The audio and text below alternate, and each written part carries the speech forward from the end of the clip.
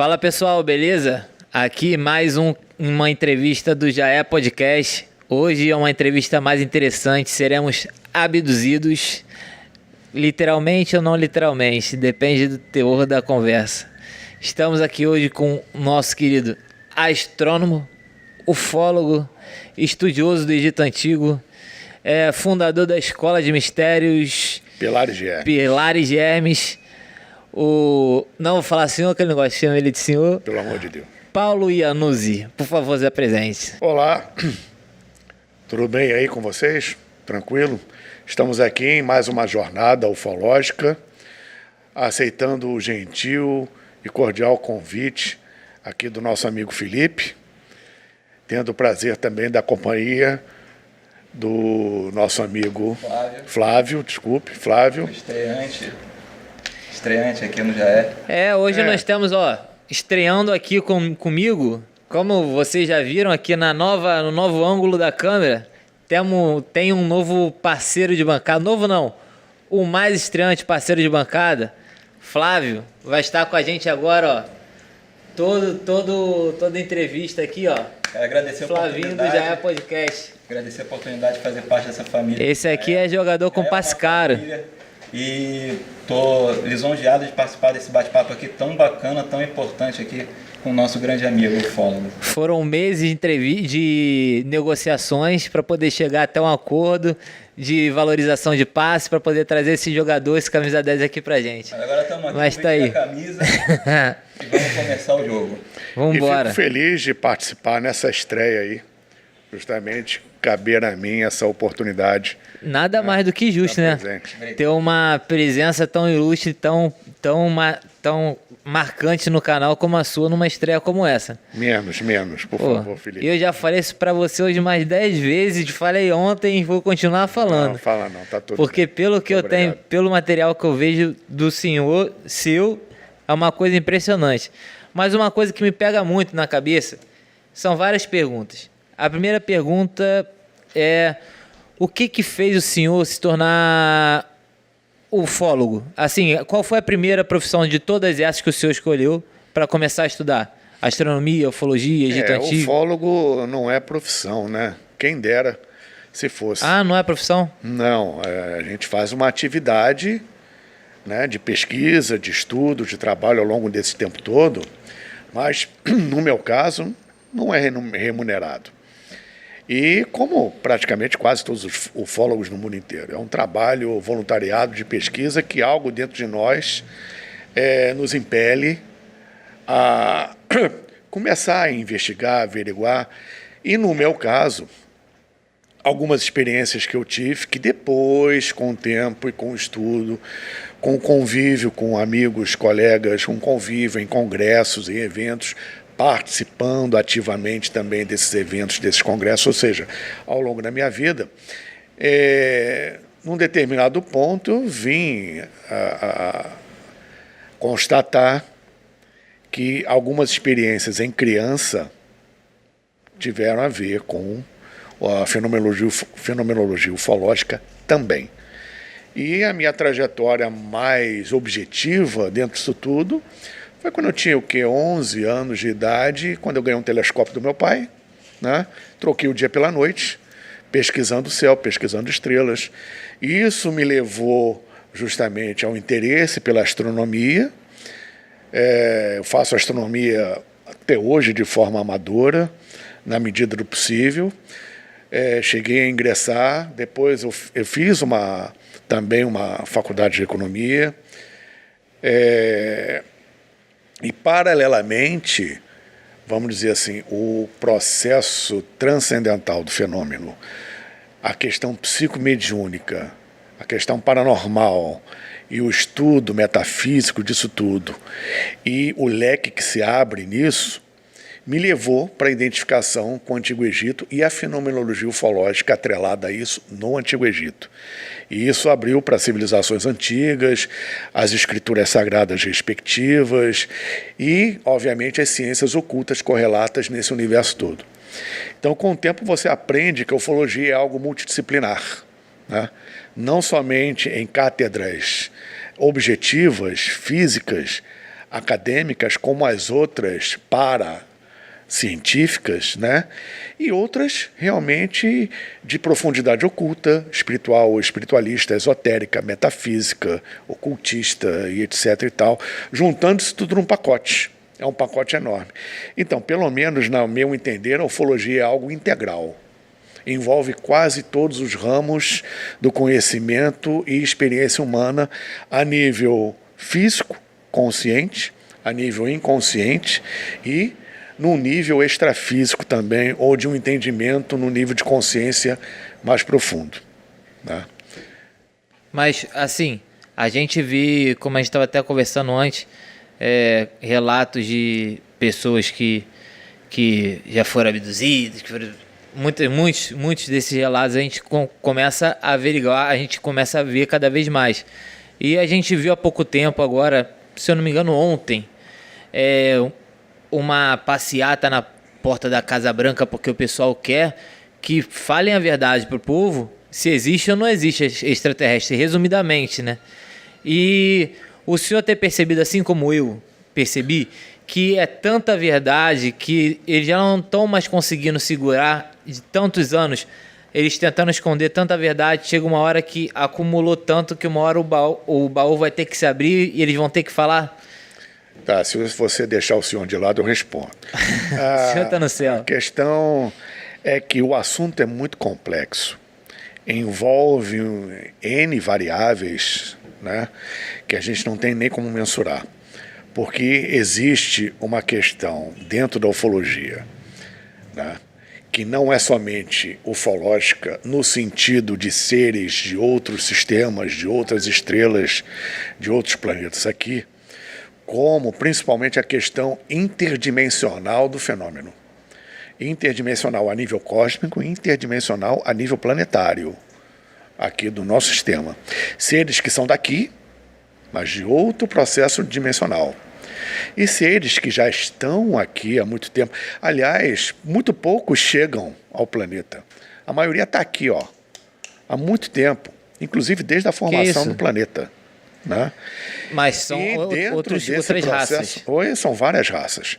Inclusive, algumas estão em bases submarinas e subterrâneas. Alguns não, a maioria. Né?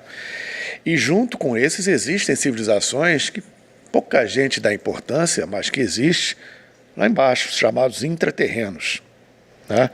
Isso comunga com a atividade de fora aqui na época da Atlântida e os próprios iniciados atlantes e lemurianos, onde muitos foram para os chamados reinos subterrâneos. Ou seja, o pacote é muito maior e muito mais profundo. Né? Obviamente que os governos principais e as suas respectivas unidades militares conhecem muito disso, sabem muito disso. Nós temos um exemplo aqui no Rio de Janeiro, que é a própria Pedra Gávea. Por que o pessoal não tem acesso aí? Porque essas hierarquias não vão permitir, porque sabem dos reais objetivos do ser humano ainda, que é primitivo no seu processo evolutivo e consciencial, utilizando, obviamente, para interesses próprios e parte negativa, esses conhecimentos que eles estão prontos para liberar. Né? Então, muita coisa é ocultada das pessoas porque as pessoas não estão preparadas para isso. E, ao mesmo tempo, as pessoas não foram preparadas para isso e continuam não sendo. Mas, como você mesmo afirmou, e é verdade, o número de avistamentos, o número de evidências, ele está num crescente tão grande, até cumprindo uma proposta remota, pretérita, antiga, dos chamados deuses das civilizações antigas, que em todos os textos sagrados no mundo inteiro dessas civilizações você tem a mesma promessa, entre aspas, nós estamos indo, mas vamos voltar. E estamos, inclusive já fiz seminários sobre isso, com esse título, O Retorno dos Deuses. Então, esse número de avistamentos, o assunto cada vez mais em voga, e estamos num momento crítico onde é difícil já esconder certas coisas, é uma questão de tempo para, se não houver, o que eu acredito que ainda vai demorar, embora esteja já numa reta final disso, se não houver uma liberação maior de informações, as evidências no céu e nas vidas das pessoas vai ser tanta que nem precisa liberar nada. Né? É verdade. Uma vez que também nós temos um conjunto de quase 100 países, incluindo Brasil, incluindo Chile, Argentina, Espanha, Portugal, França, Alemanha, Inglaterra, países de peso que já colocaram há muitos anos na internet todos os seus arquivos chamados secretos com respeito ao fenômeno UFO. A própria Comissão Brasileira de Ufólogos, alguns anos atrás, foi a Brasília e, junto à Aeronáutica liberou, dentro do possível, muitos arquivos sobre fenomenologia ufológica registrada nas Forças Armadas, principalmente na Aeronáutica. Coube à Aeronáutica essa parcial liberação, que estão aí esses documentos para quem quiser pesquisar no Arquivo Nacional, inclusive sobre a chamada Operação Prato, na década de 70. Foi aonde? Que foi na Amazônia, indo do Maranhão, a fenomenologia ia, o chamado fenômeno chupa-chupa da Amazônia, ia do Maranhão, passando principalmente pela cidade de Colares, em frente à ilha de Marajó, e entrando a Amazônia dentro. Isso foi registrado por uma equipe da Aeronáutica, acompanhada por uma equipe dos Estados Unidos, tá? Amplamente documentada na época, com vários relatos do falecido coronel Uirangê Holanda, que estava à frente disso. Dentro da ufologia é um caso famosíssimo, e no mundo inteiro também, de extrema importância, porque é um envolvimento oficial do meio militar dentro da fenomenologia ufológica na década de 70, pesquisando isso na Amazônia, fenômeno na Amazônia. Tem cada história em cima disso, fantástica, além da documentação liberada. A documentação legal mesmo, os filmes que na época, obviamente, eram... A grande parte do equipamento vinha dos Estados Unidos, que eram equipamentos mais avançados para a época, ainda era câmera com filmagem em película, celuloide, etc. Não tinha a tecnologia de hoje. Mas mesmo assim, a documentação boa mesmo ainda está secreta, não liberada, mas muita coisa já foi liberada. Inclusive, isso apareceu, esse programa, quer dizer, programa não, a visita ao Condabra e depois ao Sindacta da Comissão Brasileira de Ufólogos, na época, foi tema de um programa do Fantástico, que foi ao ar. Né? E, durante a filmagem, a Aeronáutica não escondeu nada, numa tela de radar do Sindacta, o coronel, ou o major, agora não me lembro, ele, da Aeronáutica, em serviço, de farda, recebendo o pessoal no Sindacta, parou a entrevista e disse: olha aqui, tá vendo na tela do radar isso aqui? Nossa. Apareceu agora, tá vendo isso aqui? Ao vivo. Olha, todo avião tem transponder. A gente sabe exatamente o que entra no espaço aéreo brasileiro, principalmente avião de tráfego. E na época existia a lei do abate. Né? Ou seja, o presidente dava ordem para o Condabra, que dava a ordem para o ministro da Defesa, que dava a ordem para a Aeronáutica, botar os caças no ar para derrubar avião de tráfego. Né? Nós sabemos o que é avião de tráfego, todos têm transponder e a gente sabe identificar, porque ele não entrou, está vendo esse objeto? Ele não entrou na tela do radar, ele simplesmente apareceu aqui no meio em Mach 3. Uma tecnologia diferente. 3 vezes a velocidade do som. E aquilo percorreu a tela do radar até perto da borda, sumir de novo. Que isso. Agora eu estou falando... E ele falou, isso aí acontece todo dia, toda hora. Agora, no mundo inteiro. Isso porque, na conversa que a gente estava vendo, é aquela história. O disco voador, se é um disco voador, se é uma nave tripulada, eles se deixam ser vistos. Então ele não apareceu na tela do radar, à toa. Eles queriam aparecer. Eles queriam aparecer. Porque quando eles querem, eles não aparecem. Porque eles têm tecnologia mais suficiente para alterar a estrutura subatômica da nave deles e dos corpos numa frequência altíssima que foge à nossa realidade física. Mas qual motivo você acha que eles querem aparecer? Resultado disso, um exemplo disso, melhor dizendo, pode ter uma nave aqui em cima do prédio e a gente não está vendo. Pode ter um ET aqui na aqui no estúdio que a gente não vai estar vendo. Pode. E se ele quiser, ele aborta isso tudo aqui agora. Oh, se Queima você estiver tudo. por aqui, por Não, favor. tá não. Não deixe a Ele gente. sabe que tá rolando, mas não chega a esse ponto não. Calma, fica tranquilo. Só estou dizendo que existe essa possibilidade, embora remota. Mas existe. Existe, mas também já sabiam que isso aqui ia rolar antes de vocês saberem. Você tem um papo com esse rapaz aí que... É porque nós vivemos numa percepção da realidade a nível físico, tá? Que é muito limitado.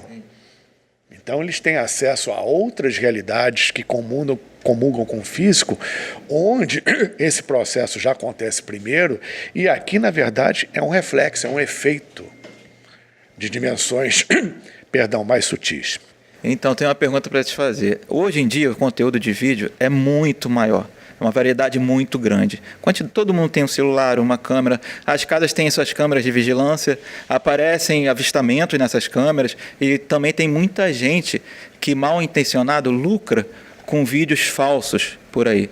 Como que a gente pode ter assim, uma certeza de que aquele vídeo é real ou irreal? Tem uma equipe por trás disso, fazendo uma investigação para poder estar certificando que aquele vídeo é real ou não? Não existe isso. O que existe é o seu movimento a partir de um critério, né? A partir do teu próprio crivo crítico, de enviar aquele vídeo para alguém que possa analisar de uma forma técnica e mais precisa. Porque, primeiramente, tem muita gente empolgada. Tem gente que quer ver uma nave. Aí aparece algo no céu, registra, porque hoje é muito fácil, você tem um material à mão, como o celular, que registra na hora tudo que você quiser. Né? Aquilo que a gente já estava até conversando antes. Entre um OVNI e ser uma nave tem uma diferença brutal, abissal. Né? Então é necessário uma pesquisa. Então você registra isso numa empolgação, ou porque você curte o assunto, ou porque você quer se dar bem, não até lucrar somente, mas ganhar notoriedade, aparecer, olha, eu registrei uma nave, não sei o que e tal. Então tem de tudo. Ainda mais hoje em dia, que é muito fácil você fraudar devido à tecnologia digital que nós temos disponível hoje. Antigamente, em filme comum de celuloide e câmeras mais simples, não com a tecnologia que tem hoje, né, era muito mais fácil você registrar algo genuíno. A fraude era difícil de executar, embora existisse. Sempre existiu isso. Mas hoje é muito fácil. Então o critério, o bom senso é seu. A questão é que poucos têm esse bom senso, poucos têm o interesse em saber realmente o que é aquilo. A maioria vai numa empolgação, registra e tal, apareceu ali, é diferente, é uma nave. E nem tudo que a gente vê no céu é UFO. Nem tudo e nem todo UFO é uma nave, um objeto extraplanetário, etc. e tal. Então, parte muito da pessoa. E parte muito, por exemplo, de quem recebe esse vídeo, ou no WhatsApp, ou por algum outro meio, né? Não, isso aqui tá esquisito, nave não é isso. Inclusive para quem já tem experiência. Ser mais criteriosa, né? Mais criteriosa. Eu vou mandar isso aqui para o técnico analisar. Teria algum lugar, um site, alguma agência do governo que eu vi um OVNI e não identifico o que é? Agências do governo podem até fazer isso, mas elas não divulgam, não fazem alarde sobre isso. E só um material que seja sério. Né? A grande maioria aí pode até ser um registro de um OVNI, mas, viu a luzinha aí, realmente era um OVNI, podia ser uma nave. E hoje com vários... E daí? E daí? Para quê? Por quê? Também a gente tem que ter esse critério, esse bom senso. Então, uma agência governamental vai pegar algo que seja sério, que esteja relacionado diretamente com segurança nacional. Perfeito. Então, não é assim. Tá? Então, por exemplo, você recebe um vídeo desse. Aí você procura, geralmente é um ufólogo especializado nisso. Existem poucos, mas existem, que podem fazer uma análise, contrapondo o negativo e essas técnicas todas que eles utilizam. Né? E eu ia falar uma coisa, me fugiu. Quando voltar eu falo. Dentro desse contexto todo aí. Então, voltando, os governos não vão se preocupar com... Vão se preocupar realmente com algo substancial. Entendo. Agora deixa eu cortar rapidinho. O que acontece? Ele falou um negócio do celular e do WhatsApp e tudo mais. Eu fico sempre com um encasquetado negócio na cabeça. Antigamente, tinham muito mais relatos. Hoje tem muito relato ainda ufológico, mas antigamente tinham mais, assim, concretos, como foi o caso Rushwell, como foi o de Varginha, diversos. Da pessoa pegar mesmo e levar o ET, a nave que caiu. Hoje em dia a gente não vê mais tantos assim, a gente vê aparições no céu. Essas, entre aspas, sumidas que eles deram, foi por conta da grande massa de celulares, mais visibilidades que a gente tem? Não. Ou porque antigamente não tinha tanta mídia, não tinha tanta visibilidade, não tinha tanto celular? Essa sumida que eles deram, entre aspas, foi por conta de tanta mídia ou foi porque evoluímos, alguma coisa assim? Não. Evoluímos. Primeiro tem essa aqui. Vamos pegar esse gancho aí. Para eles não é nada isso. Por quê? Por que não é nada? Embora, por estarem à frente, a grande maioria a nível consciencial, principalmente, eles respeitam muito e não entram em determinados méritos com respeito à nossa vida aqui. Aquela que você vê em Jornada nas Estrelas, chamada primeira diretriz de não interferência, isso existe.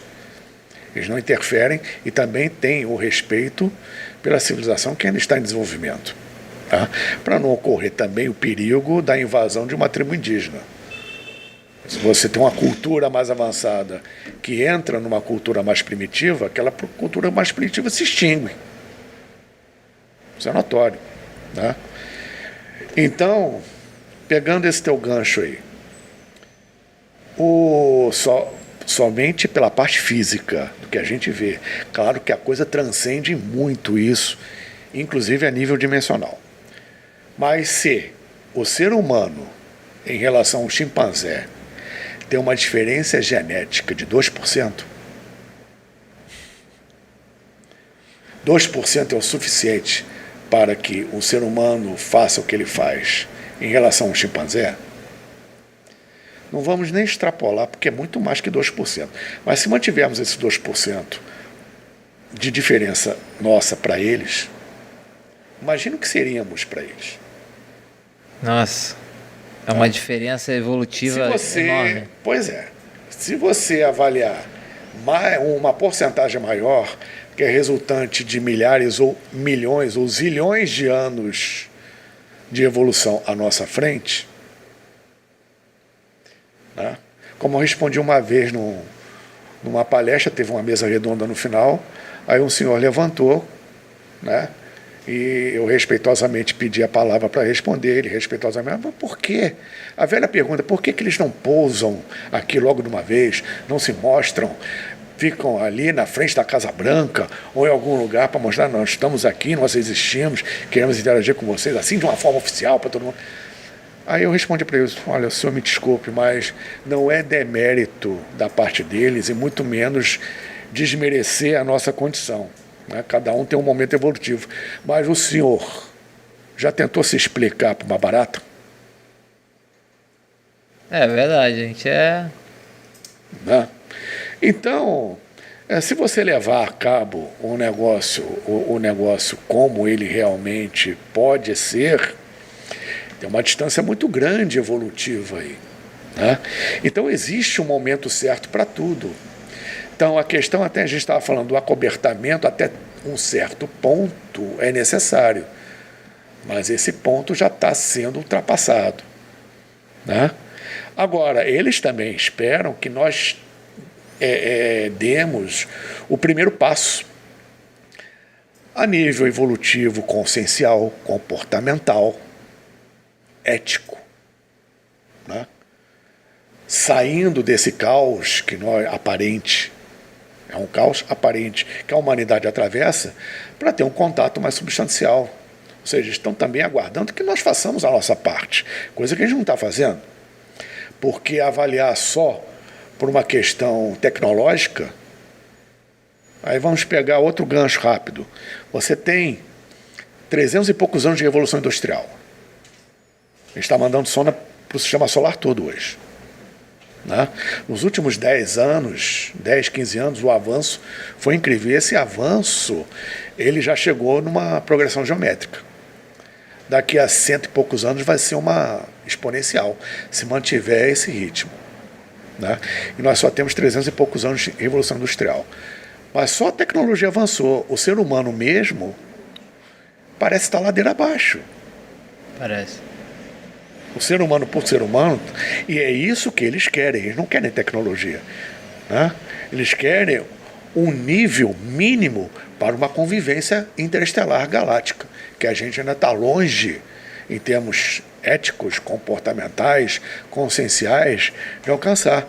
Embora nós possamos, se quisermos, alcançar isso em pouco tempo. O despertar já está acontecendo para muita gente, né?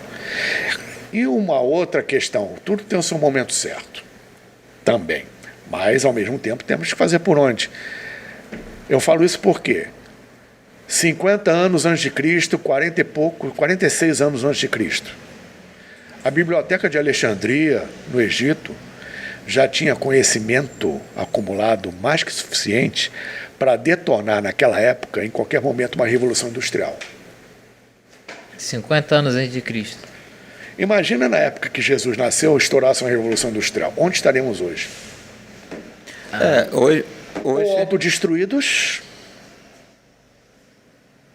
ou no outro nível, que precisaríamos estar consciencialmente para evitar uma autodestruição. E eles sabem disso. Muitas civilizações já passaram por isso, né? Então, alguns são até nossos irmãos mais velhos, porque temos uma mesma origem. Então, a questão ufológica ela é bem complexa. Lembrei o que eu ia falar, rapidinho. Eu estava num evento sobre ufologia, etc. Tinha um rapaz lá que veio ao Rio de Janeiro assistir o evento, e ele estava empolgado porque ele fazia parte de um grupo ufológico da cidade dele, etc. Aí ele, não, porque eu quero ver uma nave, eu quero que um disco voador pouse no meu quintal, eu quero ter um contato com ET, não sei o que e tal. Aí eu cheguei e falei para ele, olha, isso aí, a sua empolgação é muito louvável, eu já fui assim, mas olha, presta atenção numa coisa. Para quê você quer isso? O que você vai fazer com isso? O que você vai fazer com essa informação? Tá, o ET pousou, teve contato contigo, ou então você viu uma nave descer, pip, pip, pip, pip. O que você vai fazer com isso? Isso aí vai servir para bate-papo no boteco depois? Isso aí vai servir para assunto depois de do família. jantar? A rodinha? Isso vai servir para satisfazer seu ego? Ou você espera uma exibição hollywoodiana no céu? Você acha que o ET vai se preocupar em ter contato para isso? Eles têm um cronograma de trabalho sério, interestelar, a nível galáctico. Eles não vão satisfazer o seu ego. Então pensa bem o que você quer em relação a eles, e nem precisa procurar. Se você tiver um vínculo com eles, eles te acham. Nem que seja no banheiro da tua casa. Eles te levam ali mesmo. Então, pega leve, fica calmo. Tu não sabe com o que está lidando, cara. Tu não sabe com o que está lidando. Isso é um assunto muito sério e tem que ir pé ante pé. O senhor já teve contato já com o extraterrestre? Já. O senhor já teve contato com... Já. Caramba. Já. O senhor pode contar um pouco sobre isso? Foi uma experiência num acampamento que eu realizei durante alguns dias na Chapada dos Veadeiros, perto da cidadezinha de Alto Paraíso de Goiás. Ah, no Brasil mesmo. Aqui mesmo no Brasil. Foi uma experiência bem interessante, marcante.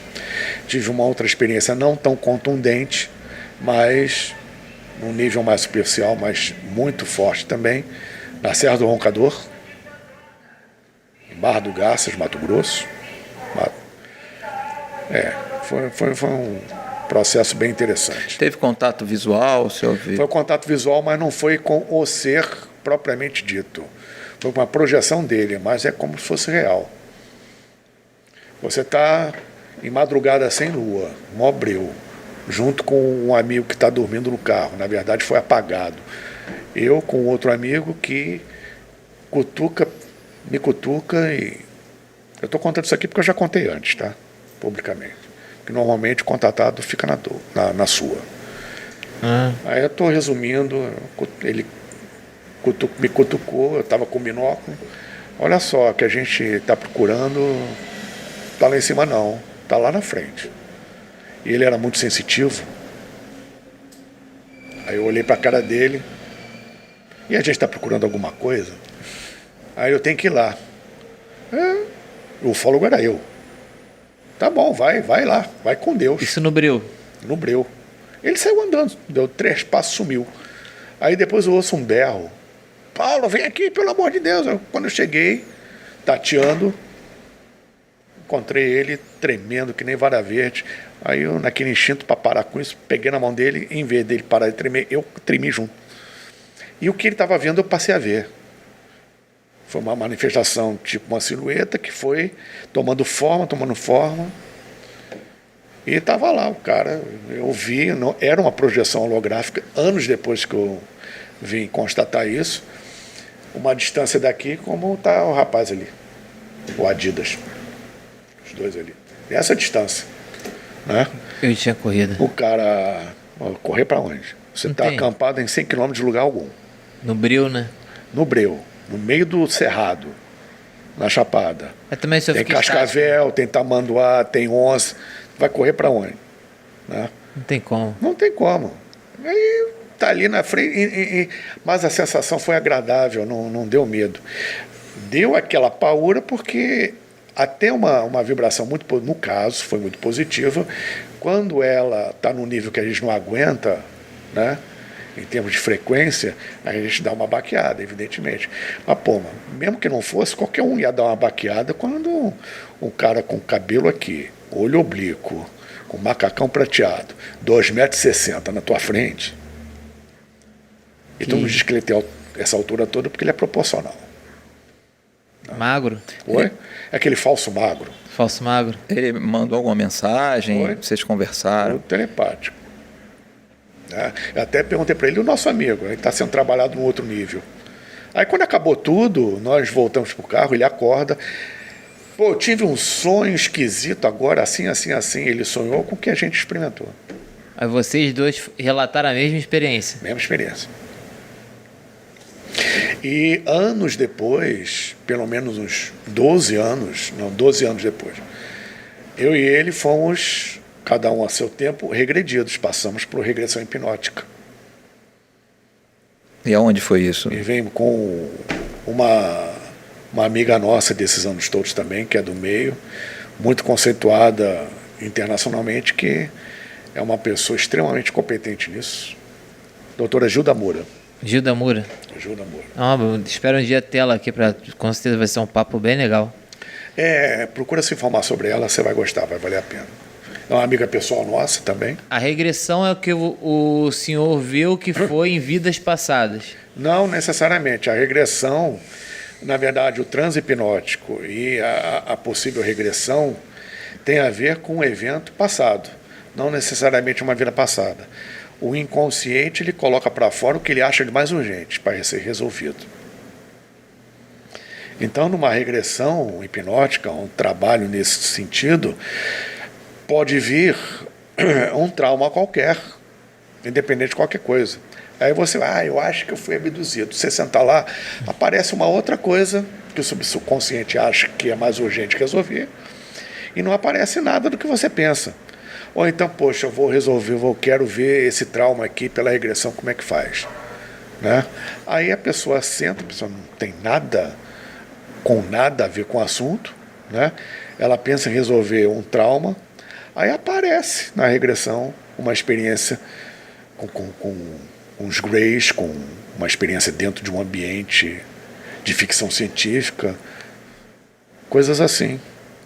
Caramba, aí aconteceu com o senhor, assim, na regressão? Não, na regressão eu fiz com esse objetivo, no caso, apareceu. Muito interessante. E foram essas... Mais coisas do que a gente experimentou, né? Porque o inconsciente, a maioria fica gravado no inconsciente. E aquilo também não é liberado de uma vez só. Liberado em flashes, em etapas, em sessões. Aí a partir dessas Fragmentos. dessas experiências, o senhor decidiu seguir ufologia pro resto da vida? Não, isso aí eu já era um ufólogo. Há muito tempo. E qual foi o primeiro passo? Foi lá o presente que você ganhou, que o senhor ganhou lá na infância? Sim, o primeiro passo foi a astronomia, que me levou à ufologia. Que negócio, você começa a pesquisar o céu, pô, não é possível que só exista vida aqui, né? Sim, e quais foram os passos seguintes, cursos, para o pessoal que também está interessado nesse Primeiro, assunto? ler muito. Você não desprezar nada, por mais incrível ou até mesmo ridículo que possa ser. Ridículo para o conceito social que nos foi imposto, né? Porque tem muita coisa que a gente não sabe. Estamos ainda engatinhando como humanidade, estamos aprendendo. Você se propor a ter coragem, né? Porque às vezes, muitas vezes, melhor dizendo, muitas pessoas têm essas experiências, mas elas ficam, obviamente, sem jeito, com medo do ridículo, com medo das chacotas que fazem, etc. E se recolhem. Chamada de louco. Né? Então, uma pessoa, por exemplo, como essa, que se interessa, além de ler e não deixar, não considerar ridículo nada, começar a interagir com pessoas sérias que estejam nesse meio, que tenham tido experiências, ir a eventos, ir a congressos, além de ela ver por parte do pessoal que pesquisa isso, as exposições, muitas delas sérias e até algumas não tão sérias, mas mesmo assim ela vai ter um aprofundamento melhor e principalmente vai conhecer ali pessoas do público, onde muitas delas não só estão interessadas como ela, como podem ter tido, e geralmente tiveram, experiências similares. E a pessoa não se sente mais isolada, né? Tem com quem trocar, com quem interagir. E é uma reação em cadeia que uma coisa vai levando a outra, e ocorre naturalmente. Eu acredito que hoje seja até mais fácil, porque eu procurei saber, tem até páginas no Instagram, deve ter grupos no WhatsApp que falam sobre isso, e as pessoas ali, elas trocam as ideias, trocam as figurinhas e vão formando cada vez mais as suas opiniões. Hoje o manancial é muito vasto. Maior. Muito maior, e isso é bem positivo. Agora, como tudo, principalmente a internet, tem que ter um filtro, né? Tem que ter um crivo. Né? Sim. Por isso que você não pode ficar só na internet, você não pode dispensar a leitura, você não pode dispensar o convívio e também a troca de informações num congresso, num evento de porte, onde se trate disso. Né? Uma coisa é aliada à outra, para ajudar até a ter esse crivo. Nesse ponto, por exemplo, eu e amigos do meio começamos desde garoto numa época que não tinha internet, não tinha celular, não tinha grupos, não tinha nada disso. Né? Era paixão pura. Era paixão pura, é ir para o campo, acampar, etc. Você faz, por exemplo, 20 acampamentos para ter um avistamento de uma luzinha. Né? Não é um trabalhar, vou acampar, passar a madrugada acordado, né? E tome, vai encher a cara, e economia. Cortou. Eu vou acampar e tal, eu quero ver, estou numa expectativa, estou ansioso. Cortou. Você tem que ir para uma vigília sem esperar nada, sabendo que o mais provável acontecer é porcaria nenhuma. Né? Com o tempo, né? Com essa persistência, e você vai ganhando cancha isso aí, não só na pesquisa de campo, que está aliada à pesquisa teórica propriamente dita, e até mesmo um trabalho a nível mental, parapsíquico, etc., uma coisa aliando a outra. Então, antigamente era tudo no livro, tudo no caderno, tudo nos eventos diretos, participando de grupos nas casas das pessoas. Né? Os grupos geralmente eram nas casas das pessoas. Você escrevia muito artigo, era tudo na mão, depois publicava, saía em revista especializada, etc. Hoje é tudo mais fácil. Tem regiões específicas que são mais fáceis de ter um avistamento? Tem. Quais Você são? observa muitas regiões, geralmente cadeias de montanha, geralmente locais que têm uma energia mais forte devido a cruzamento de meridianos, né? Porque a Terra é um ser vivo, a Terra tem linhas de meridianos energéticos, como nós temos. A medicina tradicional chinesa, milenar, coloca os meridianos da acupuntura. A Terra também tem os cruzamentos, os nódulos, onde se constrói em cima desses nódulos antigos pirâmides, templos, sítios megalíticos, etc. e tal, né?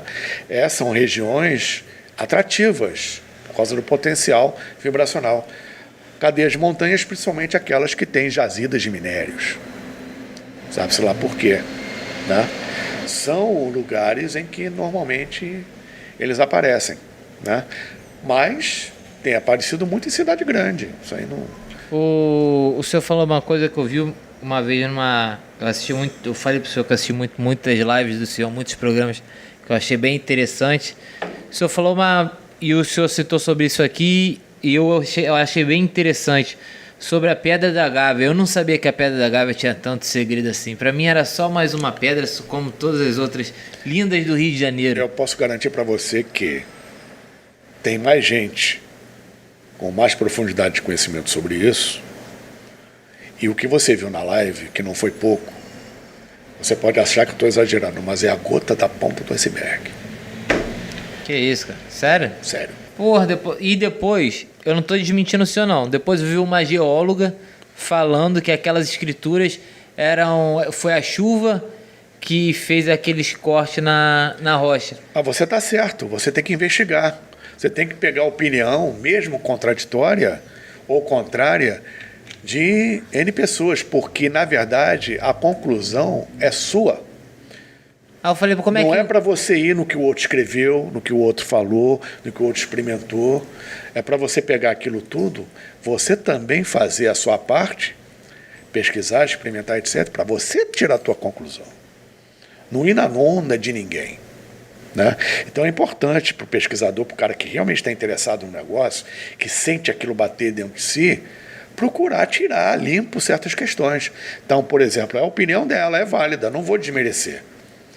Mas, para mim, e para muitos outros, as evidências daquela escrita no alto da Pedra da Gávea, aquilo ali nem o super-homem fez.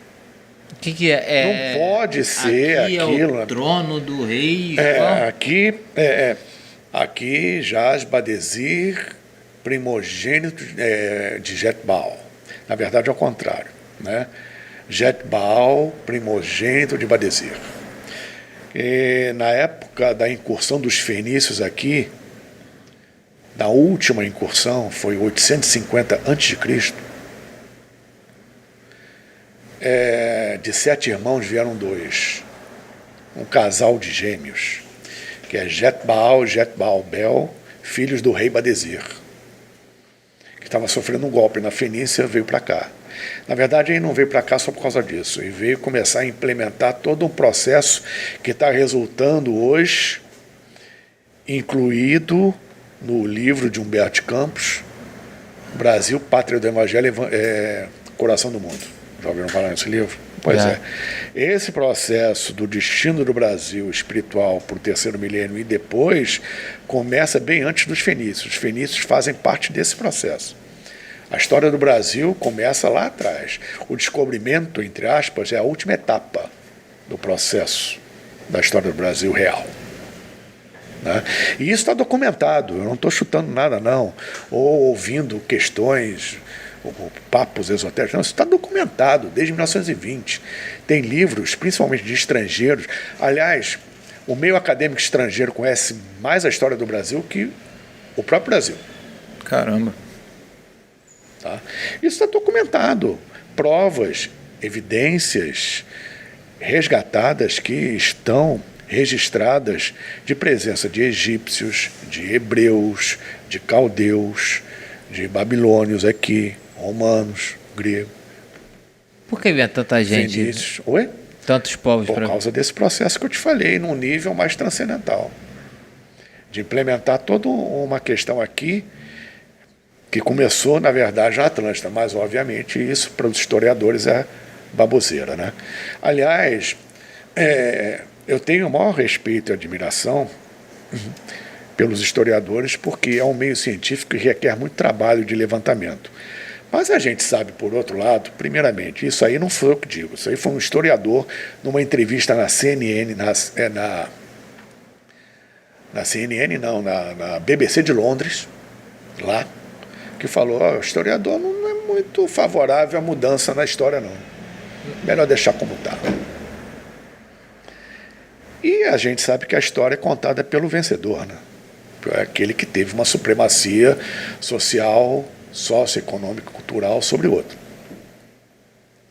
Então, existem detalhes da história mundial e do Brasil que são ocultas. E mudariam bastante coisa no que nós compreendemos hoje. Por que o Brasil não... O Brasil, por exemplo, é um país templário. A primeira bandeira fincada em território brasileiro na época do descobrimento foi a bandeira da Ordem de Cristo, a bandeira dos Templários. Foi um rebatismo da Ordem Templária em Portugal, do templarismo português. Não foi a bandeira da coroa portuguesa. O Brasil era um projeto templário. Só que depois de um tempo a coisa virou.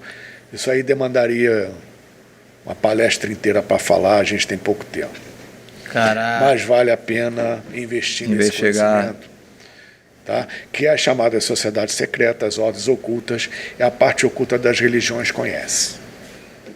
Tem um caso, logicamente, de Varginha, que o ET encontraram o ET lá, o policial botou no carro, como a gente estava conversando, e teve todo aquele alvoroço. Tudo bem. A NASA pegou esqueci o nome do coronel agora no momento que a gente estava conversando, o coronel pegou, a NASA veio e levou para lá para estudos e está por lá. Por que o senhor acha que o Brasil ele não estuda tanto essa área ufológica como os Estados Unidos, que tem a área 51? Agora falam que como a 51 foi tão descoberta, já inventaram a 52 e ninguém sabe. O Brasil tem área 51? Não. Que eu saiba, não. Mas ao mesmo tempo tem coisas que não dá para falar aqui. Dentro do que você perguntou, o Brasil acho que tem problemas mais urgentes para resolver e os que se dedicam a isso se mantêm no anonimato, mantêm a coisa mais secreta, mais abafada. Porque o Brasil é o segundo país do mundo em termos de registros ufológicos. Isso que eu... Primeiro ainda dos Estados Unidos. Agora, existe uma espécie de acordo consensual entre países com respeito a esse estudo. E, obviamente, o Brasil está ligado a esse tipo de coisa. Vou dar um exemplo para o pessoal entender. Por que teve, você citou, por que teve pessoal não só da NASA, mas teve um da NASA, o diretor-chefe, o responsável geral, não me lembro o nome dele, é da NASA, pessoal da Força Aérea dos Estados Unidos e pessoal da CIA aqui, 3 dias depois. Por que você acha isso? Por que aconteceu isso? Porque existem coisas que, obviamente, ninguém sabe, nem deve saber, mas que, nesse caso aí, vou dar o exemplo. Quando a nave estava sobrevoando o sul de Minas, Força Aérea dos Estados Unidos, olha aí, a gente registrou um sobrevoo aí no lugar tal. Vocês estão sabendo disso? Perfeitamente. Estamos acompanhando. Mas como é que eles sabiam que a nave estava... Sabe? O senhor acha que tem satélite vendo tudo? A possibilidade de... Você acha que a Estação Espacial Internacional faz o quê? Além do que ela já faz. E outros satélites que estão aí, que a gente nem sabe que foram colocados em órbita. Pela Rússia, pela ESA, Agência Espacial Europeia, pela China agora, e especialmente pelo JPL, que é o Jet Propulsion Laboratory ligado à NASA, que é o que monitora isso tudo junto com o Centro Espacial de Houston. Aqui no Brasil não é diferente. Aqui no Brasil, isso não sou eu que estou dizendo, isso foi colocado num congresso, por isso que é importante ir a congresso, num congresso que eu participei, como palestrante de Curitiba, mas que tive a honra e o privilégio de participar junto, não só com outros amigos ufólogos, mas com o astronauta Márcio Pontes e, na época, o recém-ingresso na reserva, o brigadeiro,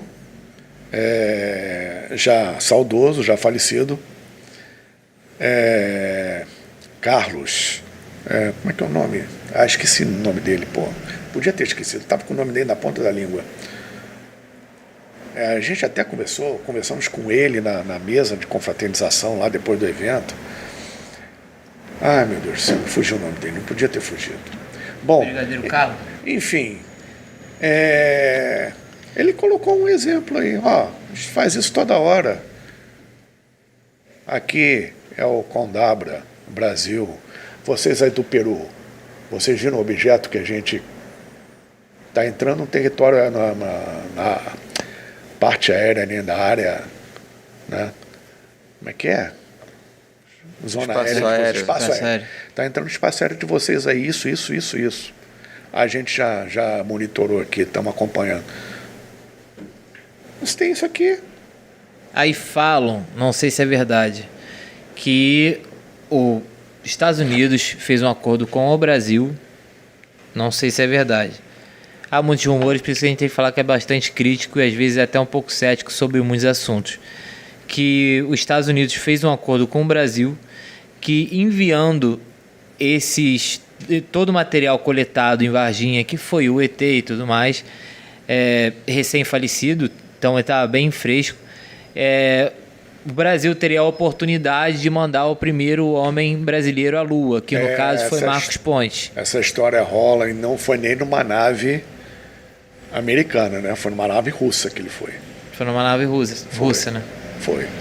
Agora... É verdade isso? Não, sinceramente, eu não sei dizer. Existem muitas histórias, né? Muitas histórias. Existem muitas histórias em cima disso e de outras coisas. Eu, particularmente, não tenho como afirmar nada disso. Também não tenho como desmentir. Né? Não sei. E tem história que tem um documento assinado um acordo de extraterrestre com o presidente dos Estados Unidos, que ele deixa os extraterrestres estudarem os seres humanos e tudo mais.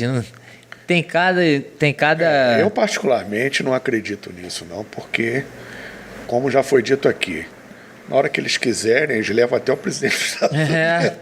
Então é acordo. Tem uma fala que tem condição de fazer acordo. Hoje teria um líder, chegou o ET, apareceu e quero fazer contato. Acho que não existe ninguém na humanidade que seja unanimidade para poder ter o primeiro contato com eles. Existe um ramo recém-formado na ufologia e no aspecto governamental em geral, chamado exopolítica. Tá? Uma série de procedimentos para esse tipo de caso. Com protocolos, se caso aconteça... Exatamente. Agora, alguém ou algo que represente o planeta... Não tem. Oficialmente, assim, não. Claro que não. Apareceu ET, você que vai, não... Claro que não. A gente estava falando que eles mexem muito com a mente, né? Que eles não mexem com o astral, nem emocional, nem nada. Eu vi um documentário que tinha ex-funcionários da Área 51, não sei, com certeza você já deve ter visto, e eu fui o primata que vi agora esses dias. Eles falavam, o cara falou que eu esqueci qual é o nome dele, é um militar americano. Bob Lazar? Acho que era o Bob Lazar, um careca. Botaram ele dentro de uma nave, para ele pilotar a nave, aí falou, tá, cadê os comandos? É só esse capacete aqui, você põe ele na cabeça, é com pensamento. Uhum.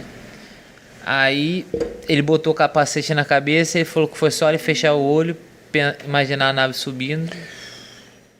Foi embora, só que ele ficou muito nervoso quando tirou e foi embora.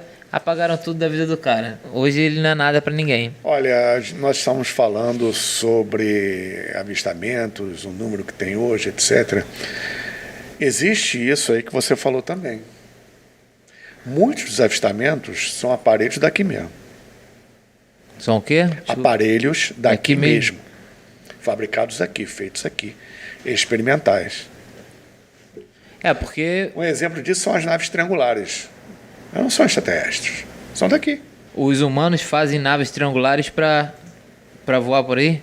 Sim, engenharia reversa. Porque Eles encontraram alguma coisa, desmontaram para ver qual era o funcionamento e remontaram. Também. Tem muito OVNI que a gente vê que é daqui mesmo. Made in Earth. isso aí bate muito com o depoimento de um outro funcionário, ex-funcionário da Área 51 que estava nesse documentário. Ele falou que ele trabalhava num galpão onde tinham 9 aeronaves GT. E o trabalho dele era ver qual era a tecnologia que eles usavam nas naves para implementar no mundo de hoje em dia. Seja em armas, seja em naves, em foguetes. Ele falou que muito dos caças e foguetes, caças do exército americano e foguetes da NASA, tem muito material das naves que eles encontram por lá. E isso aí tem um pouco de lógica, ainda mais a gente falando só agora sobre as naves triangulares. Eu não sei se no caso do foguete isso procede, mas tem um fundamento, sim. Não muito grande, mas tem.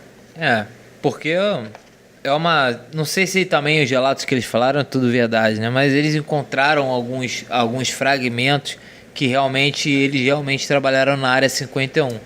É um pouco complicado de poder acreditar, mas... Você quer conhecer mesmo ufologia?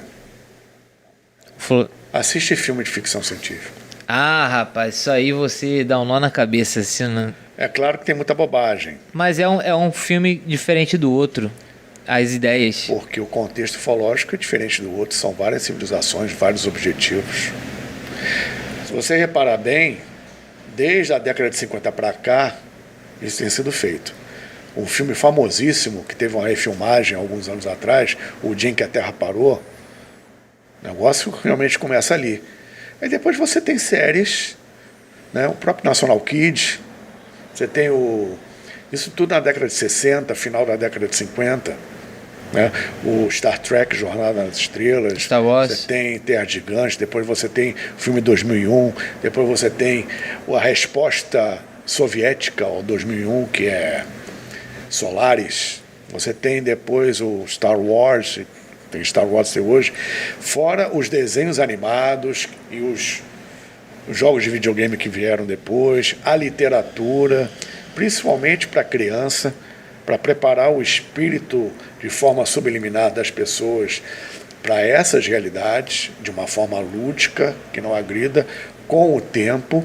E o processo, se você reparar bem, tecnológico também acompanha com o tempo. Tá? Vai crescendo. Porque vai crescendo, porque vai sendo introduzido cada vez mais o potencial tecnológico dessas civilizações nos filmes. Você não tinha na década de 50, 60, se bem que o Star Trek começou com esse tema em meados da década de 60. Mas até então você não tinha evidências nesses filmes de questões, por exemplo, temporais, viagem no tempo, multidimensionalidade. Hoje você já tem. Você já tem um aspecto multidimensional, hoje você já tem questões de universos paralelos, depois vieram questões relativas a viagens temporais, tudo numa sequência. Isso aí é muito bem planejado, né? É organizado, não é à toa, como entertainment. É para entretenimento ou ganhar dinheiro. Inclusive claro. Tem o filme Interestelar que fala muito bem sobre muitas questões. Inclusive, você falou muito bem, o filme Interestelar, eu o recomendo como dever de casa para os meus alunos. É maravilhoso. É aquele filme, uma vez contigo, umas 3, 4 vezes eu assisti aquele filme e não canso. É um filme, eu acho que se assemelha mais à vida no espaço, às estrelas e tudo mais. Aquele filme não vou falar que é perfeito porque nada é perfeito. Sim, ele é excelente. É excelente. Inclusive, em muitos filmes, questões arqueológicas são resgatadas e introduzidas no filme. Um exemplo de vários, até podia ter colocado essa imagem aqui, mas acabou que me fugiu. Eu achei que já tinha enviado para você imagens demais. Mas eu posso 50. te enviar para vocês depois essa imagem. Uma bolinha metálica, num metal desconhecido, desse tamaninho, tá? Encontrada na África do Sul. A bolinha tem, pela estimativa, mais de 4 milhões de anos. Quem é que vai construir, fabricar, manufaturar uma esfera metálica de um metal desconhecido, aparentemente desconhecido, há 4 milhões de anos atrás ou mais? Pequeno, desse tamanho assim, mais ou menos. E ela tem 2 marcas, e são marcas que se assemelham muito às marcas, eu acho que da lua de Netuno ou Urano, uma das luas. Ela tem uma marca equatorial, uma marca redonda com relevo no hemisfério superior da bola. A bolinha é idêntica à Estrela da Morte do Star Wars. Que isso? Ou melhor, a Estrela da Morte é idêntica à bolinha. George Lucas se baseou nisso, né, para criar a Estrela da Morte, num artefato misteriosíssimo, de mais de 4 milhões de anos, um achado, dentre milhares de achados arqueológicos nesse nível que tem por aí, mas não são divulgados, para fazer o Guerra nas Estrelas, além de outras coisas, até o próprio nome Anakin Skywalker, o nome Anakin é sumério, vem de Anunnaki, a questão dos Anunnakis, dos sumérios, etc e tal. Não, o Star Wars tem uma... É uma enciclopédia de se você gosta de ufologia, para assistir. É um grande legado, né? Sim, tem muita coisa por trás desse filme que não remete somente à ufologia, não. Mas é muito interessante, muito interessante. Porque tem diversos tipos de naves, diversos tipos de seres diferentes, diversos tipos de planetas, e eles mostram isso direitinho. Cada planeta tem um tipo de ser, tem um tipo de linguagem, tem um tipo de nave. A nave, ele fala até dos combustíveis das naves, das tecnologias. É uma coisa bem... É um universo. Eles mostram um universo... E haja imaginação, viu? E haja... Porque, pelo amor de Deus, até a linguagem... Até aquele cientista, o Michio Kaku, né? Aquele americano de origem nipônica, tem um cabelo branco comprido até aqui e tal, ele é famoso. Ele mesmo, numa palestra, ele colocou os níveis de civilização que você pode mensurar, né? Pode arbitrar em termos evolutivos, né? Ou seja, nossa civilização atual, nós estamos no estágio de nível 0. Caramba. Pelo menos é menos 1. Não é menos 1. É 0. Já saímos do menos 1. Há pouco tempo, mas já saímos. Uma civilização do tipo 1, segundo ele, é aquela civilização que já consegue explorar na totalidade o sistema solar dela e extrair energia de todo o sistema solar, na exploração dos planetas e de seu Sol, a sua estrela. Uma no nível 2 é aquela... essa no nível 1, perdão, desculpa. Voltando. A do nível 1 é aquela que consegue extrair energia na totalidade de todo o seu planeta. Da Terra, dos oceanos, tudo. E alguma coisa de seu Sol.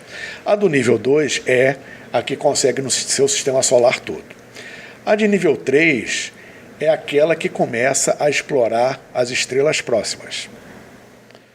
Tá? Daqui, por exemplo, a gente vai a Alpha Centauri, estrela de Barnard, Sirius, que são estrelas próximas. Né? Começam a explorar os sistemas próximos. A civilização de nível 4 é já tipo Jornada nas Estrelas, Star Trek. Começa a explorar já num nível muito maior de domínio, de maneira interestelar, um setor da galáxia. Pequeno, mas um setor da galáxia. Né? A de nível 5 é tipo Star Wars, que já domina a galáxia inteira. E tem outros níveis, por exemplo, de nível 6, que já é puramente multidimensional. É intergaláctico multidimensional. E a escala vai até 10? Não tem escala. Ele não tem limite, ele não colocou limite. Não tem como botar limite nisso. Impressionante. Então, isso é um raciocínio científico por um cientista norte-americano numa exposição, aliás, várias exposições que ele fez, ele é famoso por conta disso, e muitos outros cientistas combatem e outros corroboram com esse posicionamento. Então, não é nenhum absurdo a gente imaginar o que existe aí fora, e que, na verdade, não é só aí fora, está aqui. Na verdade, eu vou até plagiar um amigo meu, irmão meu, Petit, que costuma dizer: nós dividimos o planeta com eles. Você acha? Acho. Não, para mim não é achômetro, para mim é certeza. Porque, primeiramente, quem disse que a Terra é nossa? Segundo, vocês já estão aqui há muito tempo, nós dividimos o planeta com eles, e não o contrário. Em terceiro, quem garante que nós somos a primeira prioridade de contato? O ser humano, ele em muitos itens, e também nesse, por muitas vezes, se acha, né? A última bolacha do pacote, mas na verdade pode Pois ser é. só um negócio de teste deles. O teste, outras coisas, e, você vê, quem garante, repetindo, que somos a primeira prioridade de contato? Quando eles chegam aqui, eles vão fazer qualquer outro trabalho, até chegar um contato conosco. Nós somos a terceira ou quarta prioridade de contato. Aí, se temos a um nível dimensional, por exemplo, uma hierarquia planetária responsável pela evolução consciencial no reino mineral, vegetal, animal e do homem, em todo o processo evolutivo, inclusive kármico, que interage, obviamente, com outras inteligências daqui mesmo e de fora. E se você extrapolar dentro do sistema solar, onde existe realmente uma hierarquia responsável por isso tudo e muito mais, no sistema solar inteiro, por que um ET, por exemplo, que vem de Sírios, vem fazer aqui um trabalho, uma atribuição que a hierarquia daqui cumpre numa boa com o pé nas costas? Então é preciso ter um critério e avaliar muito bem que o objetivo deles aqui é muito diferente do que a maioria pensa, imagina, até em termos transcendentais, espirituais. Porque o fulano veio de Sírios, eu contatei com ele, eu fiz uma canalização assim, assim, assim. Calma. Então esses caras, nesse nível, não vão canalizar para A, B ou C, ou mandar mensagem assim, assim, assado. Tem que ter um critério muito grande nisso aí, porque tem o mental do cara que entra, no conhecimento que ele entra, e esse conhecimento pode estar errado. Já vi muita canalização, além de erros de português, erros científicos ali dentro, que um ET jamais vai cometer, enfim. Hoje nós temos um universo vasto de situações planetárias múltiplas que você tem que filtrar o tempo todo. Agora, E a maioria embarca numa viagem, infelizmente, embarca mesmo, desculpe, numa viagem que não tem nada a ver. Se a Não gente... tem como, só um instante, não Tudo tem bem. como classificar algo desconhecido, de fora do planeta, dentro do que a gente conhece e fazer analogias. Tem essa também. Isso aí é uma questão que muita gente ignora. Tem que saber selecionar, né? Pois é. Agora, se a gente... Isso é lógico, se a gente é tão primitivo, o que interessaria a gente, os ETs na gente? O que os ETs veem na gente de interessante para fazerem visitas aqui? Na verdade, isso é primitivo. Nós somos primitivos certo ponto, né? Porque sofremos algumas quedas.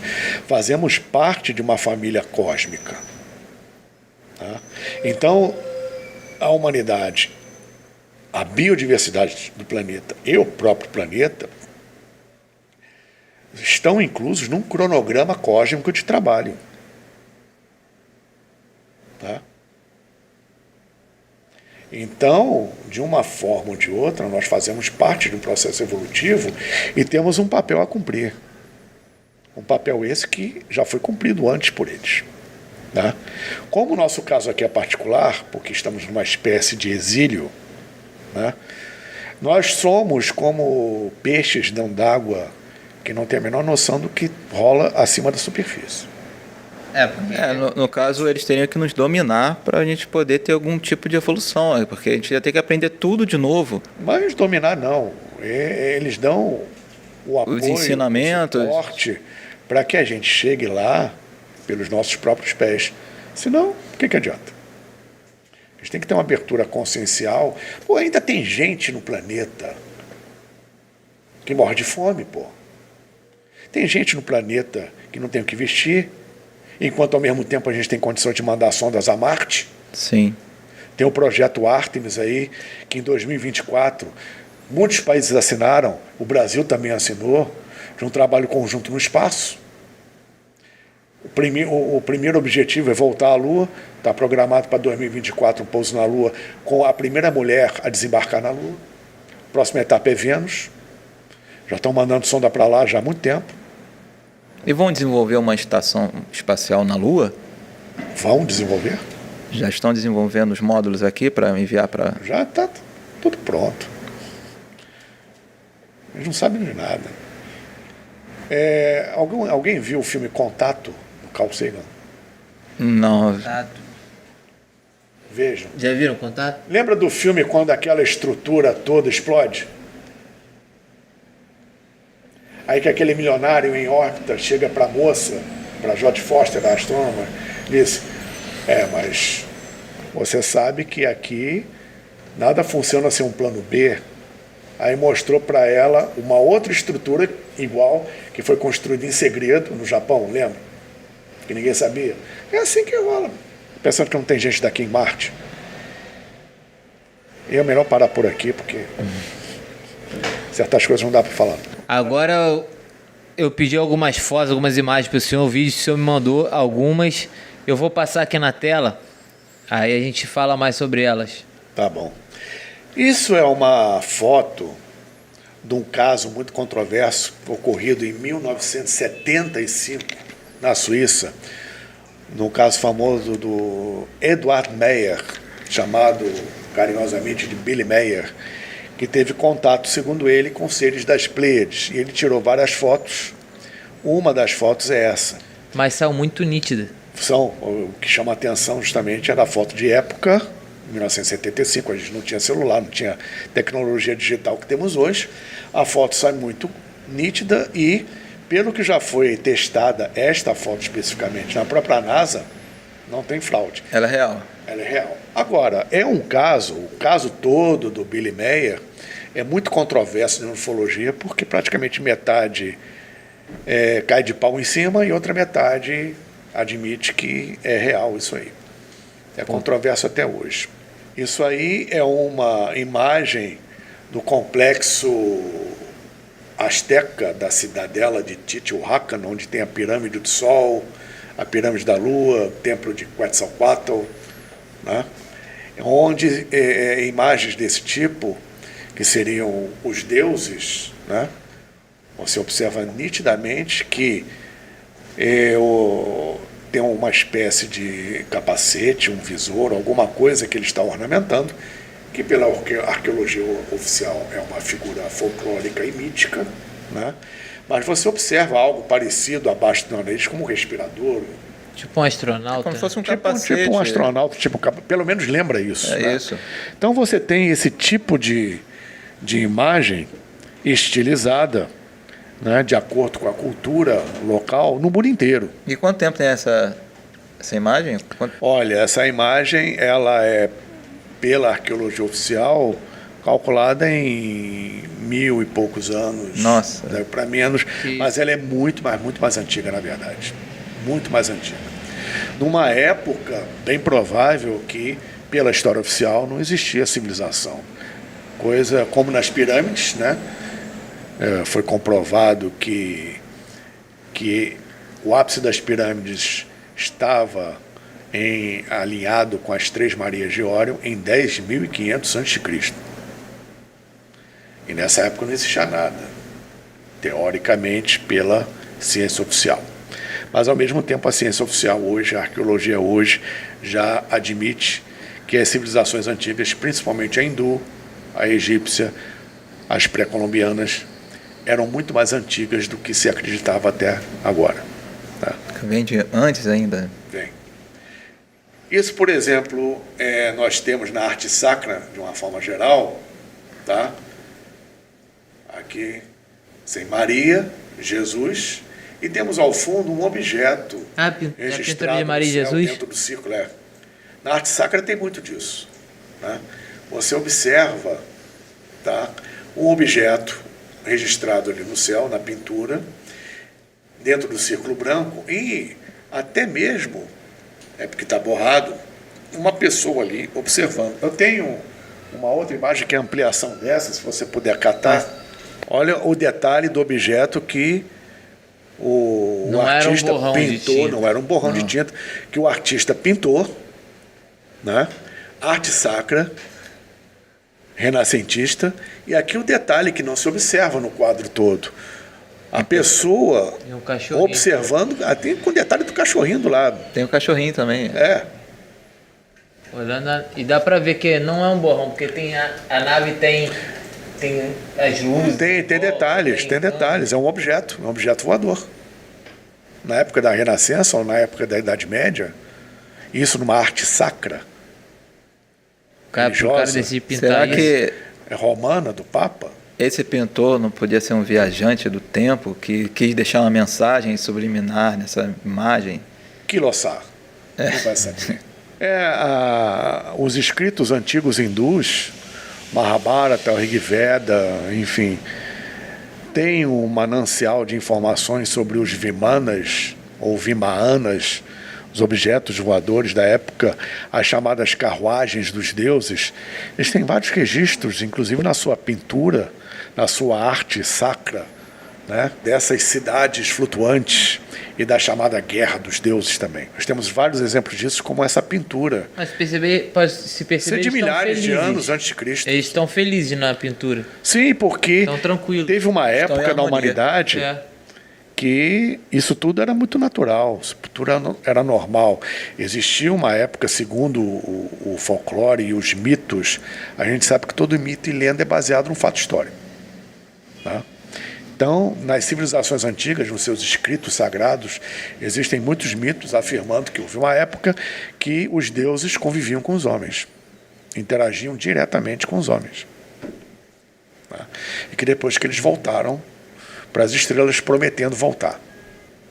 Isso aqui são exemplos, né? Volta lá. Exemplos de Vimanas, O que né? é isso? Tipos de naves voadoras da Índia Antiga, né? Quem desenhou isso aí? O Sundara Vimana, o Rukma Vimana, o Shakuna Vimana, o Tripura Vimana, ou seja, são objetos voadores, tá? Inclusive esse último aqui, o Tripura Vimana, esse embaixo, parece um barco. Fizeram um protótipo, uma maquetezinha de madeira. Isso saiu até num desses canais aí colocaram num túnel de vento nos Estados Unidos e ele teve comportamento aerodinâmico ascendente. Ou seja, se fosse construído em escala, o bicho ia Teria voar. uma funcionalidade. Bem, vários tipos de registros na Índia Antiga de Vimanas ou objetos voadores. Aqui, em detalhe, esse que eu estava falando. De onde é que eles tiraram essa ideia para fazer esse de estudo de nave que eles pegaram? Isso tem milhares de anos de contato com os deuses. Não somente dessas naves, como também de outros tipos de tecnologia. Por exemplo, na Segunda Guerra, o Oppenheimer, que foi o principal mentor da bomba atômica, ele teve que aprender sânscrito e mergulhar nesses livros antigos, lendo no original em sânscrito da Índia Antiga, que ele tirou as informações para construir a bomba atômica. Caramba, para ter tecnologia para poder construir. Estava tudo ali. Aí ele adaptou o conhecimento que tinha ali, que não explicava como ele fazia, mas dali ele tirou, aliado que ele já conhecia. Um fundamento. Isso é um outro exemplo. Olha como ele é parecido com a cápsula Apollo. Esse aí parece ser indiano, né? Não é indiano também. Esses dizeres todos são em sânscrito. Esse texto é em sânscrito. Parece a cápsula. É como se fosse um Mas manual se você, mesmo. isso aí é um Vimana, é um objeto voador da Índia Antiga. Vocês podem perceber a similaridade dele com a cápsula Apollo. Isso. Que o Werner von Braun também era um estudioso, desde a época que ele era da SS, nazista, aliás, o Terceiro Reich, a Alemanha nazista, ela mergulhou nessa questão ufológica, porque eles já pesquisavam, estudavam isso antes do acidente de Roswell, onde a ufologia oficial começou. Né? Na verdade, não foi no acidente de Roswell, foi em 47, um pouco antes, com o Kenneth Arnold, que era um piloto, e sobrevoando umas montanhas no noroeste dos Estados Unidos, avistou vários objetos em forma de bumerangue. Né? E ele não conhecia, nunca ninguém tinha visto aquilo, ele não classificou com nada que se conhecesse, obviamente, na Terra, passou a ser, ele apelidou aquilo de pires voador ou prato voador, embora tivesse forma de bumerangue, que em inglês é flying saucer, pires voador. Daí que veio o termo UFO, né? Objeto voador não identificado, Unidentified Flying Object. Meses depois veio o caso Roswell. É o mais Isso importante da ufologia? É um dos mais importantes, porque deu início à pesquisa ufológica oficial. Mas antes disso, durante a Segunda Guerra e antes da Segunda Guerra, a Alemanha nazista já pesquisava isso. Inclusive na Amazônia, quando eles estiveram aqui na década de 30. Né? Outro que estuda isso até hoje e que reconheceu o processo ufológico e que sabe tanto ou mais que a própria NASA é o Vaticano. O Vaticano? Novidade. O Vaticano. Novidade para mim. É o Vaticano. Eles sabem tanto ou mais que os próprios Estados Unidos. Eles estudam isso desde antes da Segunda Guerra. É porque desde a época Tanto que o renascentista... astrônomo-chefe do Observatório do Vaticano, Monsenhor, que eu não me lembro agora o nome, me fugiu, foi no pontificado agora do Bento XVI, do Papa Bento XVI. Né? Ele afirmou que o UFO existe, etc. e tal, que o Vaticano faz pesquisa ufológica, óbvio. Ele foi autorizado a isso. E o Bento XVI, o Papa, deu, na época, o tiro de misericórdia. Sim, eles existem, também são filhos de Deus. Isso é uma posição oficial da Igreja Católica. Oficial porque qualquer coisa que o Papa fale, né, nem que seja um ai, qualquer vírgula que ele fale, vira encíclica. Então o Papa ele tem que ter muito cuidado com o que ele fala, até mesmo em forma informal, porque vira encíclica, vira um documento oficial do Vaticano. Ele é um chefe de Estado, né? É um chefe de Estado. O João 23, em 58, teve em Castel Gandolfo, no quintal, contato com o ET. A nave pousou ali, o ET lá, 2 metros cacetado, teve contato com ele. Que tem a ver também isso com o segredo de Fátima. O fio você puxa e não acaba. Tá vendo como tem várias frentes? Tem vários ângulos, várias frentes. Isso aí é um exemplo de arte, de culturas antigas, até mesmo na Amazônia, com respeito às suas divindades, né? Todas elas trajadas com uma espécie de uniforme e apresentando um ornamento envolvendo a cabeça, deixando a face de fora, muito similar à roupa de um astronauta. Porque não tem como, é inegável que é muito semelhante. É até difícil de acreditar que essas imagens são bem antigas. E cada imagem dessa de uma cultura diferente. É impressionante. Cada país do mundo, de culturas diferentes, fazem a mesma imagem, como é a questão da pirâmide. Cada lugar tem a sua pirâmide, de uma forma diferente, mas é a pirâmide. Mas é aquele formato. Mas aquele formato. No caso da pirâmide, as formas são propositais. Naquele ponto, tem que ser daquele jeito. Tem motivo para isso. Inclusive tem uma coordenada de uma das pirâmides, que é a velocidade da luz aproximada. A pirâmide de Keops, a grande pirâmide. Esse vídeo foi feito em órbita, tá?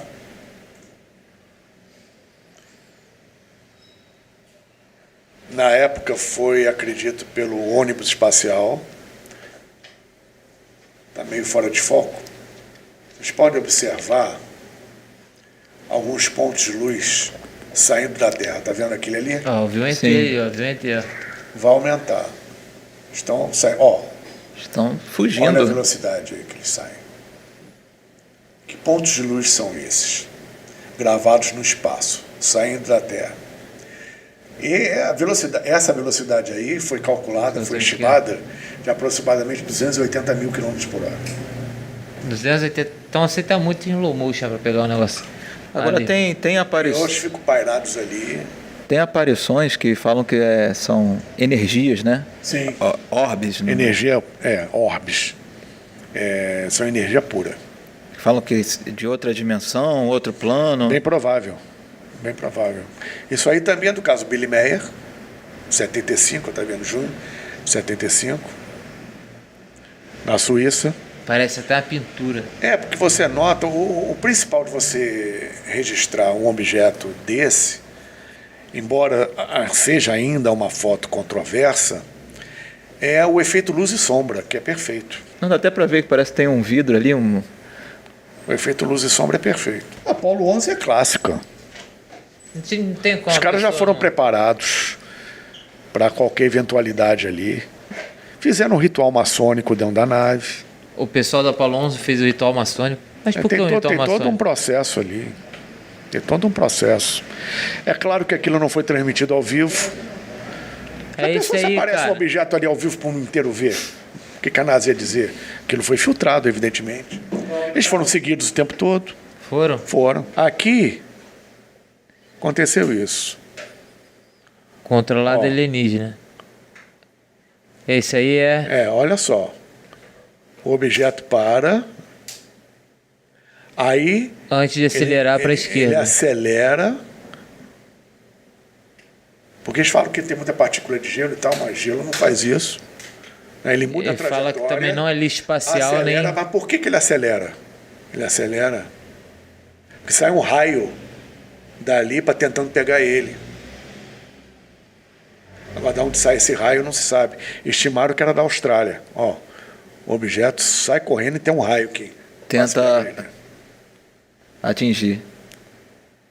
Essa já é outra, do Apollo 14. Esse da Apollo 14. O vídeo todo tem vários casos. Ó, que ele fala aqui, ó. É estranho porque esse objeto para. Por segundo atrás ele acelera para a esquerda. Ó, aí ele para. Que ele fala que lá tem partícula de gelo e tudo mais, né, como a gente estava falando. Só que uma parte que ele falou que foi interessante, ó, não era satélite nem meteoros. Esse é o astronauta. Esse que é o astronauta.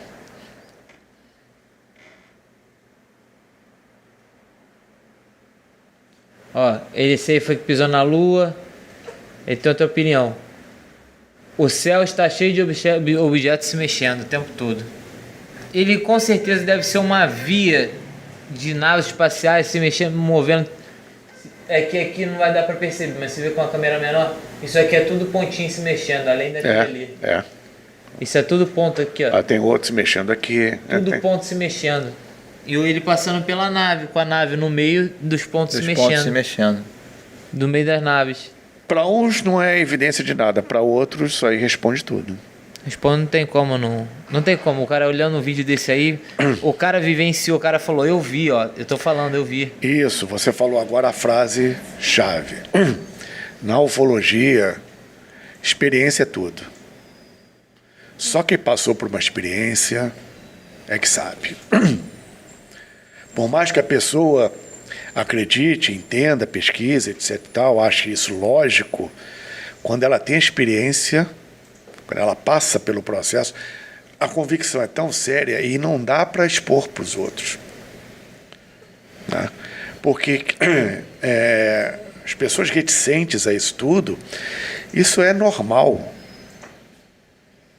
Agora, quando ela passa pela experiência, ou ela vai se considerar louca, né? Vai partir para um monte de exames, ou então ela vai admitir o óbvio. Depois que o senhor teve o contato, o senhor virou um contatado, a sua vida provavelmente deve ter mudado bastante. Radicalmente. Em vida pessoal, né? Radicalmente. Porque dali para lá foi um não, outro... é um divisor de águas. Você não é mais a mesma pessoa. Embora eu já estudasse, desse palestra, etc e tal, mas ainda era um processo muito restrito, muito contido. Tá? Depois da experiência, Aí eu passei realmente a fazer o que eu faço hoje. Foi com convencimento. Larguei meu trabalho, eu larguei tudo. Enfim. Eu, como muitos outros. Nossa, cara, Perfeito. uma história muito interessante. Porque é um universo realmente dentro de um outro universo de...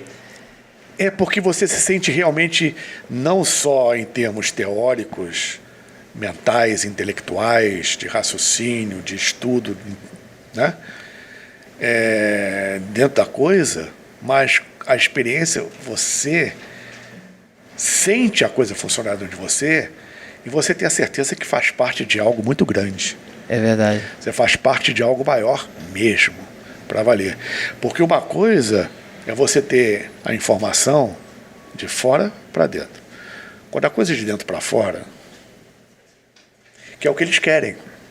Querem que a humanidade, ou grande parte dela, redescubra isso, para chegar nesse ponto. Tem essa experiência, tenho A essa experiência vivência. interna, não é nem de contato com eles, não. Tem a Interna. experiência externa o suficiente para abrir a mente, né? E você passar a ser um todo, um ser integral, né? Você ser cada vez mais você mesmo. Entendi. Pô, muito interessante, cara. Incrível, né? Incrível. É um negócio, um assunto que duraria aqui no mínimo 6 horas se a gente fosse conversar aqui direto sobre... Isso porque a gente não entrou no assunto Com dos certeza, egípcios, no assunto dos astecas. A de Marte, da Lua, a corrida espacial, agora os satélites que foram para o espaço, o Starlink, Elon Musk. Tem um monte de fotos, filmagens, documentos de grandes naves ou grandes objetos se deslocando dentro dos anéis de Saturno, pô. Naves daqui? Não, tá. Não. Eu acho Porque eu que também a não gente- duvido nada, né? Que já tem... Eu acho que a gente tá falando gente tanta ainda coisa. não, pelo menos pelo que eu saiba, ainda não constrói naves que transitam pelo anel de Saturno de forma cilíndrica e que parecem com o encoraçado do Darth Vader, né? O Executor, inclusive... que tem 19 mil metros de comprimento. Você Nossa. vê uma nave de quase 20 quilômetros passear dentro dos anéis de Saturno, acho que a gente ainda não constrói isso, não. Então não deve ser uma Um dia, coisa talvez, um daqui. dia. E tem aquele objeto cavaleiro... O cavaleiro negro, eu não sei dizer, mas tem um objeto que orbita a Terra que não sabe identificar de onde ele veio, um satélite em formato... Sim, parece um formato, me lembra um Moai. É isso. Lembra um Moai. Ele circunda Aquelas cabeças o da Ilha de globo. Páscoa. Ele circunda o globo terrestre, ninguém sabe quem fez, quem criou, quem botou ele lá. E... Eu viajei com esse cara aqui. A gente tem uma casa lá em região dos Lagos. Aí ele é ficcionado nesse negócio de estrela. Ele me acordava às 5 horas da manhã. Felipe, vai passar a estação espacial. Vamos lá ver. Aí eu e ele, frio, 5 horas da manhã. Tinha vezes que eu não ia não, ele ia sozinho. Passava lá.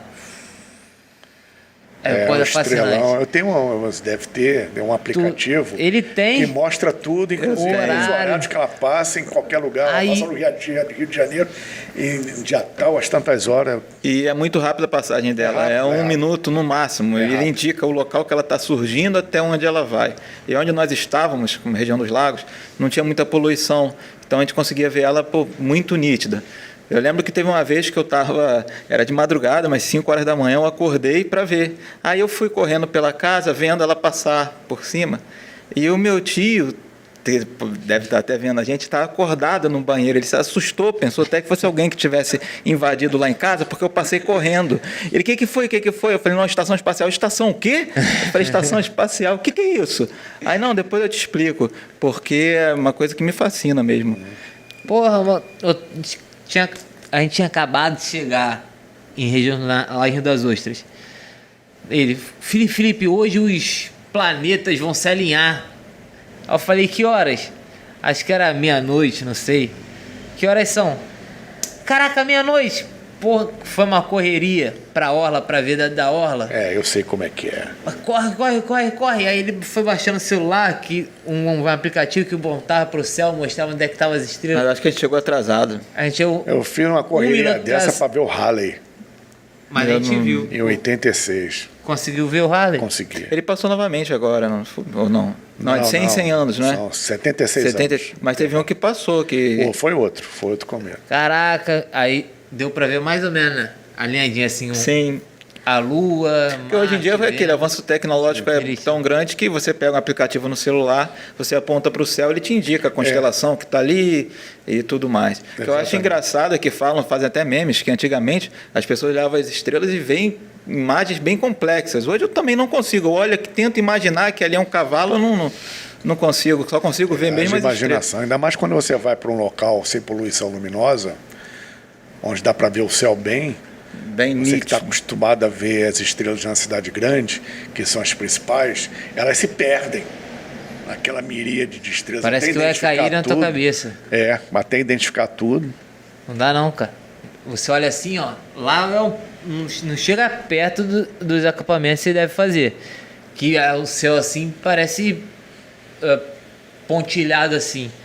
Mas lá, quando você olha pro céu, é muito... Não, lá é muito legal também. Agora tá um pouco menos porque cada vez mais se abre mais prédios, tem mais poluição, mais carro, mais luz, mais poste e vão diminuindo as estrelas. Mas um dia, não sei como é que vai estar quando eu tiver os meus filhos, não sei se ainda vai ter tanta estrela para poder contar para ele. Um dia mas você vai poder levá-los num local maneiro que eu vai descobrir, tem vários, vai ter a ver contigo e vou poder levar ele a Marte. Quem sabe? Não se sabe. A gente não... Eu acho que no Rio, em Friburgo, tem um local que dá para você ver o céu com mais nitidez, ver nebulosa. Vejo pessoas que tiram foto até com celular, aparecem as nebulosas, aparece tudo assim, de forma bem nítida. Porra, que irado. É uma comunidade, né? As pessoas que vão trocando ali as informações, as ideias, que câmera usar, que exposição da lente e tal, para poder detalhes todos, né? tirar foto. Astrofotografia é um negócio legal. Quem é fascinado nessa coisa de ufologia, de mistério, de astronomia, não tem como não se engajar nesse assunto aqui e ficar aqui durante horas e horas e horas e horas. O que move a humanidade é um mistério. É verdade. Se não tiver nada, acabou o sentido da vida. Perde a graça. Pô, é um prazer e uma honra imensa ter o senhor aqui. A gente ficou aqui, pô... Senhor não, pelo amor de Deus, o prazer é meu, vai ser muito maior. Ter tido esse papo tão bacana aqui que mexeu assim com a nossa imaginação. Que... Tive com ele, eu liguei pra ele quando vi vou até contar como eu o conheci. A gente estava querendo botar um ufólogo aqui de qualquer forma. Aí eu vi ele como convidado especial de uma palestra. Entrei, quando eu vi toda a biografia dele, eu falei, esse aqui é o cara. Aí liguei para ele.